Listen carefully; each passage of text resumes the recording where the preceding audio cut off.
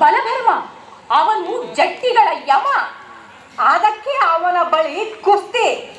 ಏ ಬರ್ಮ, ಬಾ. ನಾನು ಹೆಂಗಸೆಂದು ನಾಚ ಬೇಡ.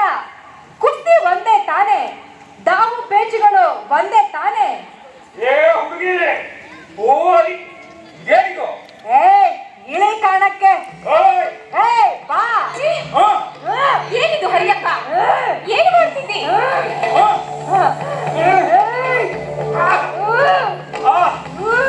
ಹರಿಯಪ್ಪ,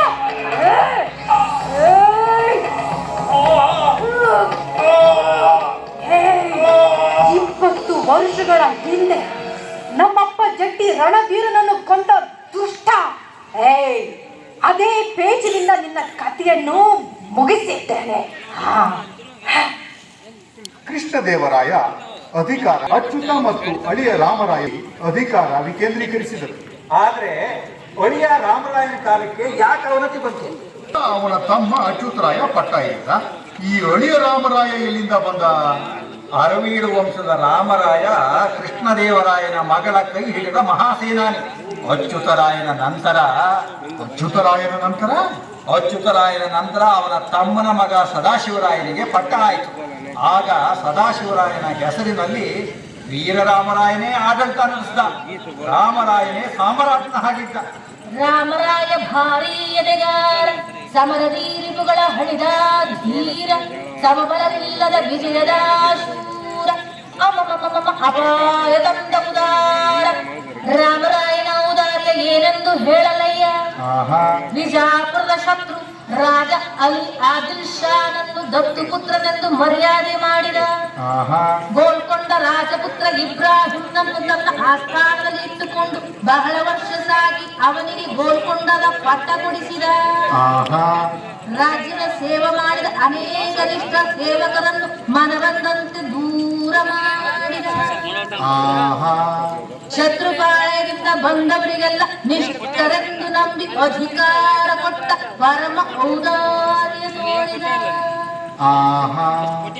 ಬಡೇ ಗಿಲಾನಿ ಛೋಟಾ ಗಿಲಾನಿ ಅಂತ ಶತ್ರು ರಾಜ್ಯದಿಂದ ಬಂದ ಸೇನಾನಿಗಳಿಗೆ ಭಾರಿ ಸೇನಾಧಿಕಾರ ಕೊಟ್ಟ, ಪರಮ ಔದಾರ್ಯ ತೋರಿದ.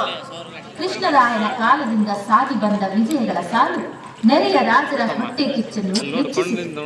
ದ್ವೇಷದ ಕಿಚ್ಚು ರಾಮರಾಯನ ದತ್ತು ಪುತ್ರನೆಂದು ಸೋಗು ಹಾಕಿದ ವಿಜಾಪುರದ ಆದಿಲ್ ಶಾ ಅಲಿ ಅಹಮದ್ ನಗರದ ನಿಜಾಮನಿಗೆ ತನ್ನ ಮನೆಯ ಹೆಣ್ಣು ಕೊಟ್ಟ. ಗೋಲ್ಕೊಂಡದ ನವಾಬನಿಂದ ತನ್ನ ಮನೆಗೆ ಹೆಣ್ಣು ತಂದ. ಸದಾ ಜಗಳ ಆಡುತ್ತಲಿದ್ದ ಈ ಶಾಹಿ ರಾಜರು ಹೆಣ್ಣು ಕೊಟ್ಟು ತಂದು ಸ್ನೇಹಿತರಾದರು. ಭಾರಿ ಸ್ನೇಹದ ಕೋಟೆ ಕಟ್ಟಿದರು. ರಾಮರಾಯನಿಗೆ ಸಡ್ಡು ಹೊಡೆದು ಯುದ್ಧಕ್ಕೆ ಕರೆದರು. ಅಹಮದ್ ನಗರದಿಂದ ನಾವು ನಮ್ಮ ಭಾರಿ ಗಾತ್ರದ ಬಹುತ್ ಬಡಿ ಮುಲ್ಕ್ ಮೈದಾನ್ ತೋಪ್ ತಂದಿದ್ದೇವೆ. ಅದರಲ್ಲಿ ತುಂಬಲು 15 ಹೇರು ಒಂಟೆಗಳಲ್ಲಿ ಮದ್ದು ತಾಮ್ರದ ನಾಣ್ಯ ತಂದಿದ್ದೇವೆ. ಇದರಿಂದ ಈ ತೋಪನ್ನು 5 ಬಾರ್ 5 ಸಲ ಉಡಾಯಿಸಬಹುದು. ಒಮ್ಮೆ ಉಡಾಯಿಸಿದರೆ ಅದರ ಸದ್ದು 5 ಹರದಾರಿ ದೂರಕ್ಕೆ ಕೇಳಿಸುತ್ತದೆ. ಆ ಆವಾಜ್ಗೆ ಹಾತಿ, ಘೋಡ, ಆನೆ, ಕುದುರೆಗಳು ಸಿಕ್ಕಂತೆ ಓಡುತ್ತವೆ. ಸುಲ್ತಾನ್ ನಿಜಾಂ ಶಾ, ಆ ತೋಪು ತಾವು ತಂದದ್ದು ಬಹಳ ಒಳ್ಳೆಯದಾಯಿತು. ಬಹುತ್ ಅಚ್ಚಾ ಕಿಯಾ. ಶುಕ್ರಿಯಾ. ದುಶ್ಮನರ 106 ಆನೆಗಳು ನುಗ್ಗಿ ಬರುವಾಗ ಒಮ್ಮೆ ಈ ಮುಲ್ಕ್ ಮೈದಾನ್ನ ಭಾರಿ ಆವಾಜ್ ಬಂತಂದ್ರೆ ಆ ಆನೆಗಳು ಚಲ್ಲಾಪಿಲ್ಲಿ ದೌಡಾಯಿಸುತ್ತವೆ. ದುಶ್ಮನರ ಫೌಜು ನುಜ್ಜು ಸಪಾಟ್. ವಾರೆ ವಾ, ಕ್ಯಾ ಕರಾಮತ್. ತಾವು ವಿಜಯನಗರದ ಕಡೆ ಗಿಲಾನಿ ಭಾಯಿಗಳ ಕಡೆ ಮಾತನಾಡಿದ್ದು ಏನಾಯಿತು? ಕ್ಯಾ ಹುವಾ? ಸುಲ್ತಾನ್, ನಮ್ಮ ಸೈನ್ಯದಲ್ಲಿರುವ ಮರಾಠ ತುಕಡಿಯ ಫೌಜ್ದಾರ್ ಜಾನೋಜಿರಾವ್ ರಕ್ಕಸಕಿ ದೇಸಾಯಿ ಹನುಮಂತಗೌಡನ ಜೋಡಿ ಹೋಗಿ ಅವರಲ್ಲಿ ಮಾತಾಡಿದ್ದಾನೆ. ಒಮ್ಮೆ ಮುಲಕ್ ಮೈದಾನ್ ಉಡಾಯಿಸಿದರೆ ಗಿಲಾನಿ ಭಾಯಿಗಳ ಎಲ್ಲ ಫೌಜು ಫರಾರಾಗಿ ನಮ್ಮ ಕಡೆ ಬರುತ್ತದೆ. ಆಗ ರಾಮರಾಯರ ಫೌಜಿನಲ್ಲಿ ಗಡ್ಬಡಾಗುತ್ತದೆ. ಯಾರು ದೋಸ್ತ್ ಯಾರು ದುಶ್ಮನ್ ಅಂತ ತಿಳಿಯದೆ ಅವರ ಕಣ್ಣು ಕಟ್ಟುತ್ತದೆ.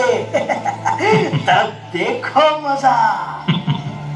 ನಮ್ಮ ಸೈನ್ಯ ಮುನ್ನುಗ್ಗಿ 1-2 ಗಂಟೆ ಲಡಾಯಿ ಆದ ಮೇಲೆ ಅವರಿಗೆ ವಾಪಸ್ ಬರುವಂತೆ ಗಾಳಿ ಊದಿಸಬೇಕು.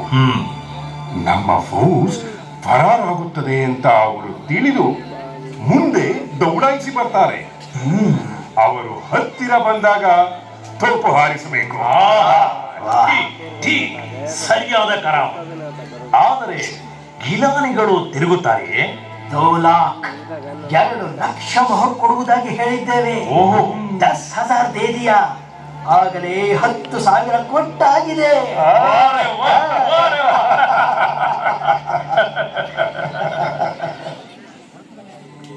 ರಾಮರಾಯ ಮಹಾಪ್ರಭುಗಳಿಗೆ ಜಯವಾಗಲಿ. ಅರೆ ಹಸನ್, ಚಾಬಾರ್, ಏಕೆ ಓಡುತ್ತಾ ಬಂದೆ? ಮಹಾಪ್ರಭು, ಸರ್ಕಾರ ರಕ್ಕಸಗಿ ಹನುಮಂತಗೌಡ ಬಂದಿದ್ದ. ನಾವು ಫಿತೂರ್ ಆಗಬೇಕೆಂದು 4 लाख ಮೊಹರ್ ಕೊಡುವುದಾಗಿ ಹೇಳಿದ. ನಾನು ನಮಕ್ ಹರಾಮ್ ಆಗುವುದಿಲ್ಲವೆಂದು ಕಡಾಕಡಿ ಹೇಳಿದೆ. ನನ್ನ ತಮ್ಮ ಕೂಡ ಹಾಗೇ ಹೇಳಿದ. ನಾನು ಈಗಲೇ ನಿನ್ನ ತಲೆ ಕಡಿಯುತ್ತೇನೆಂದು ಹನುಮಂತಗೌಡನಿಗೆ ಹೇಳಿದೆ. ಅವನು ಕುದುರೆ ಏರಿ ದೌಡಾಯಿಸಿಬಿಟ್ಟ. ಸರ್ಕಾರ ಓಡಿ ಹೋಗುವಾಗ ಈ ಮೊಹರು ತುಂಬಿದ ತೈಲಿ ಬೆಳೆಸಿ ಹೋದ. ನಿನ್ನನ್ನು ಖರೀದಿಸಲು ಬಂದನೆ. ಅದು ಅವಸರದಲ್ಲಿ ಗಡ್ಬಡ್ನಲ್ಲಿ ಅವನು ಬೀಳಿಸಿ ಹೋದದ್ದು. ಈ ತೈಲಿ ತಮ್ಮ ಪಾದಗಳಿಗೆ ಒಪ್ಪಿಸಲು ಬಂದು. ಎಷ್ಟಿತ್ತು ಮೊಹರು? ನಾನು ಅದನ್ನು ಓರೆಗಣ್ಣಿನಿಂದಲೂ ನೋಡಲಿಲ್ಲ ಸರ್ಕಾರ. ತೈಲಿ ಬಿಚ್ಚಿದರೆ, ಆ ಹರಾಮಿ ಪೈಸಾ ನೋಡಿದರೆ ನನ್ನ ಕಣ್ಣು ಕುರುಡಾಗಿತ್ತು. ಅದಕ್ಕೆ ತಮ್ಮ ಪಾದಗಳಿಗೆ ಒಪ್ಪಿಸಲು ಬಂದೆ. ಶಾಬಾಸ್, ಇದಲ್ಲವೇ ಸ್ವಾಮಿ ನಿಷ್ಠೆ. ಶಾಬಾಸ್, ಅದನ್ನ ನೀನೇ ಇಟ್ಟುಕೋ. ರಾಮರಾಯ ಮಹಾಸ್ವಾಮಿಗಳು ಕ್ಷಮಿಸಬೇಕು. ಈ ತೈಲಿ ನನಗೆ ಬೇಡ. ನಾಳೆ ಲಡಾಯಿಯಲ್ಲಿ ಆ ಹರಾಮ್ಪುರ್ ಆದಿಲ್ ಶಾನ ತಲೆ ಕಡಿದು ತಂದು ತಮ್ಮ ಪಾದಕ್ಕೆ ಒಪ್ಪಿಸಿದಾಗಲೇ ಇನಾಮ್ ಕೊಡಿ. ಮಾಫ್ ಕರೋ ಸರ್ಕಾರ. ಹಸನ್ ಗಿಲಾನಿ, ನಿಮ್ಮಂಥವರು ಇರುವವರೆಗೂ ಈ ವಿಜಯನಗರ ಅಜೇಯ. ತಿರುಮಲ, ವೆಂಕಟಾದ್ರಿ ಎಲ್ಲ ಸೈನ್ಯಗಳು ಬಂದು ಸೇರಿದೆ ತಾನೆ? ಅಣ್ಣಾಜಿ, ಎಲ್ಲ ಸಿದ್ಧತೆಗಳು ಪೂರ್ಣಗೊಂಡಿದೆ. 12 ಲಕ್ಷ ಸೈನ್ಯ ಜಮಾವಣೆಯಾಗಿದೆ. ನಮ್ಮ ಮಾಂಡಲಿಕರೆಲ್ಲ ತಮ್ಮ ತಮ್ಮ ಸೈನ್ಯದೊಂದಿಗೆ ಬಂದು ಸೇರಿದ್ದಾರೆ. ನಮ್ಮ ಸೈನ್ಯದಲ್ಲಿ ಬೇರೆ ಬೇರೆ ತುಕಡಿಗಳು ಸೇರಿವೆ. ದೊಡ್ಡ ಪ್ರಮಾಣದಲ್ಲಿ ಸಮರ ನಿಷ್ಣಾತರಾದ ಮುಸ್ಲಿಂ ಯೋಧರು ವಿಜಯನಗರಕ್ಕಾಗಿ ಪ್ರಾಣ ತೊರೆಯಲು ಸಿದ್ಧರಾಗಿದ್ದಾರೆ. ಶಾಬಾಸ್, ನಾಳಿನ ಯುದ್ಧದಲ್ಲಿ ಬಹುಮೈ ಸುಲ್ತಾನರಿಗೆ ತಕ್ಕ ಪಾಠ ಕಲಿಸಲೇಬೇಕು. ಗಿಲಾನಿ ಭಾಯ್, ತಿರುಮಲ, ವೆಂಕಟಾದ್ರಿ, ಈ ರಕ್ಕಸ ತಗಿಯ ಯುದ್ಧ ನಿರ್ಣಾಯಕ. ಈ ಯುದ್ಧ ವಿಜಯನಗರ ಸಾಮ್ರಾಜ್ಯದ ಹಿರಿಮೆ, ಶೌರ್ಯ, ಸಾಹಸದ ಪ್ರತೀಕ. ನಾವೇ ಸ್ವತಃ ನಾಳಿನ ಯುದ್ಧದ ನೇತೃತ್ವ ವಹಿಸುತ್ತೇವೆ. ನೀವೆಲ್ಲ ನಿಮ್ಮ ಕರ್ತವ್ಯ ನಿರ್ವಹಿಸಿ. ಹಾಗೆಯೇ ಆಗಲಿ. ರಾಮರಾಯ ಪ್ರಭುಗಳಿಗೆ ಜಯವಾಗಲಿ. ರಾಮರಾಯ ಪ್ರಭುಗಳಿಗೆ ಜಯವಾಗಲಿ. ರಾಮರಾಯ ಪ್ರಭುಗಳಿಗೆ ಜಯವಾಗಲಿ. ತಕ್ಕಸಗಿ ಹೆದ್ದಾರಿ 4 ದೂರ ತಂಗಡಗಿ, ಇಲ್ಲೆಲ್ಲ ಹರಡಿತ್ತು ಎಲ್ಲ ಬಲವು, ಎಲ್ಲೆಲ್ಲೂ ಕಂಡಿತ್ತು ವರಾಹ ಧ್ವಜವು. ಅಂದ್ರೆ ಕೃಷ್ಣಾ ತೀರದ ರಕ್ಕಸ್ಗಿ ತಂಗಡಿಗಿ ನಡುವೆ 4 ಹೆದ್ದಾರಿ ದೂರದವರೆಗೆ ರಾಮರಾಯನ ಸೈನ್ಯ ಹರಡಿತ್ತೆ.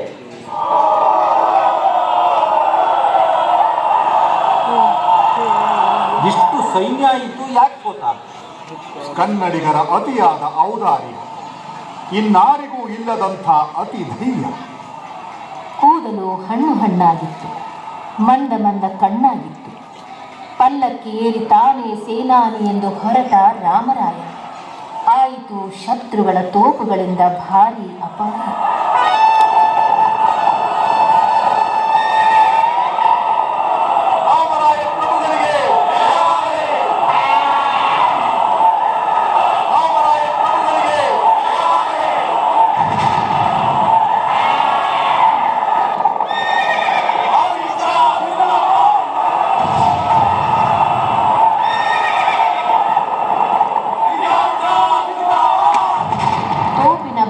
ಸದ್ದಿಗೆ ಸೈನ್ಯ ಬೆದರಿತು. ಗಿಲಾನಿ ಸೋದರರ ತಲೆ ಬೆನ್ನು ತಿರುಗಿತು. ರಾಮರಾಯನಿಗೆ ವಿಶ್ವಾಸಘಾತವಾಯಿತು. ಶತ್ರುಗಳ ಕೈಗೆ ಸಿಕ್ಕಿಬಿಟ್ಟ. ರಾಯನ ತಲೆ ತರಿದರು. ಉದ್ದದ ಈಟಿಗೆ ತಲೆ ತೂರಿಸಿ ಪತಾಕೆಯಂತೆ ಎತ್ತಿದರು.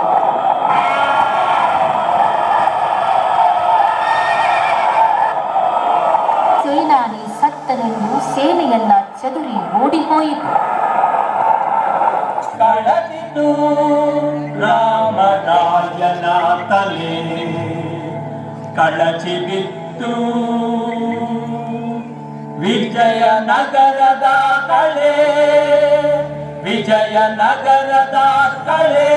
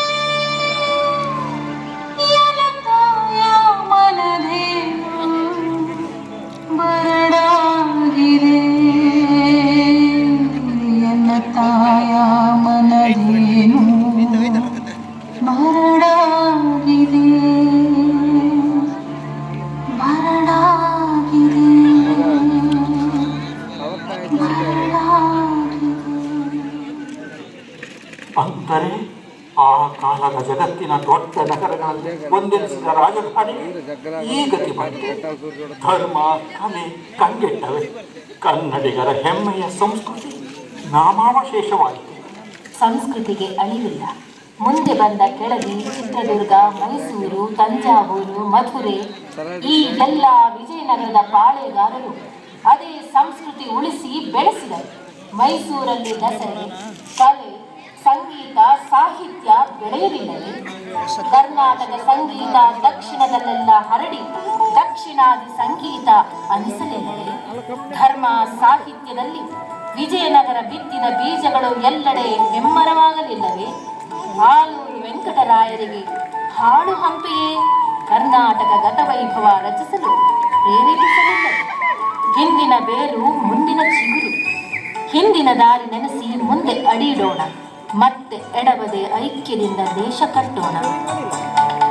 ഇരുളിನ ಹೆಡೆಯಲ್ಲಿ ನಗುತ್ತಿದೆ ನೋಡು, ಹೊಸ ಮುಂಜಾವಿನ ಬೆಳಗು, ವೃಕ್ಷವುಳಿದರು ಉಳಿದಿವೆ ಬೀಜ, ಮಣ್ಣಿನ ಕಣಕಣದೊಳಗು, ಮಣ್ಣಿನ ಕಣಕಣದೊಳಗು.